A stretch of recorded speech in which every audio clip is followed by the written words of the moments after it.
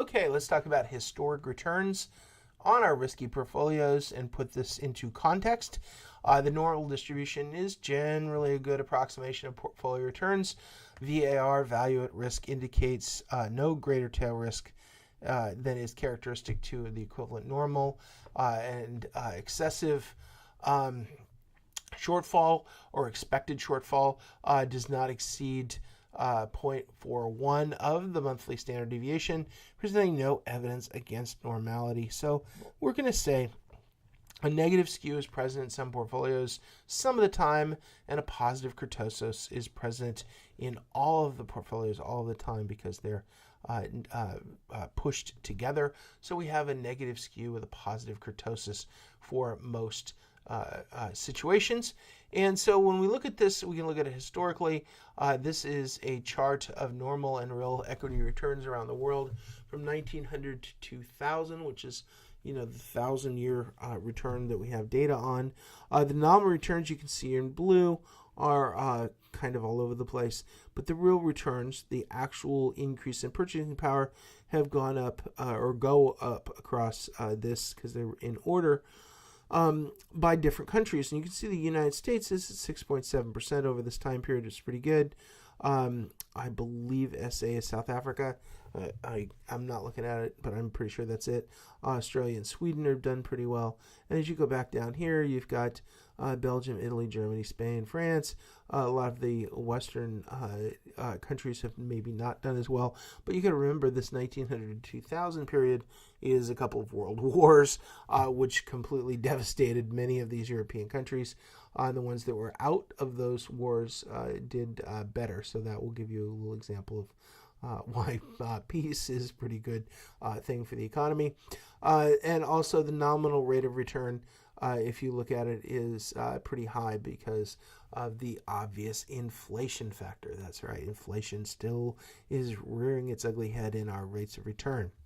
If we go beyond that to the standard deviations, you can see the standard deviations are fairly uniform. I wouldn't say they're exactly uniform, but fairly uniform.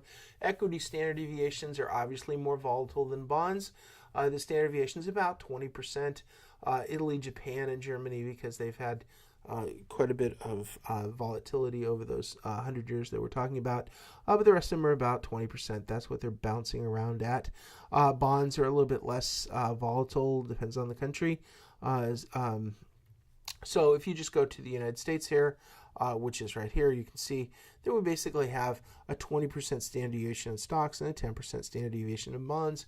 Pretty easy numbers to remember. And if we go back to the rates of return and we go to the United States here, that we have a real rate of return of 6.7%, nominal rate of return of 10%.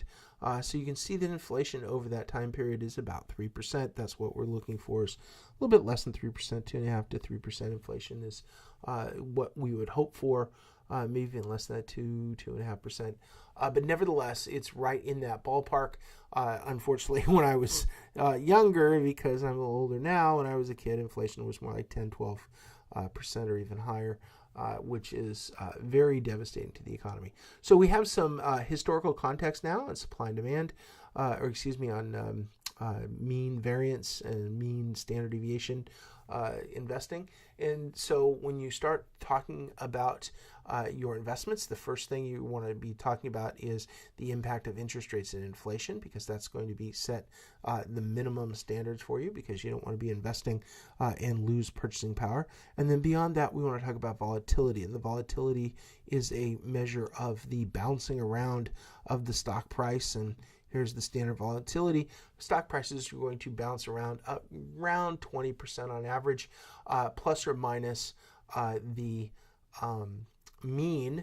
So if the average return is 9.6% or 10% for stocks, they're going to be somewhere between down 10% or up 30%, about 2/3 of the time. Anything beyond that is more of an anomaly. And of course, if they go more than 50% up, and 30% down, then you're more than 2 standard deviations beyond the mean, which would occur in less than 5% of the cases.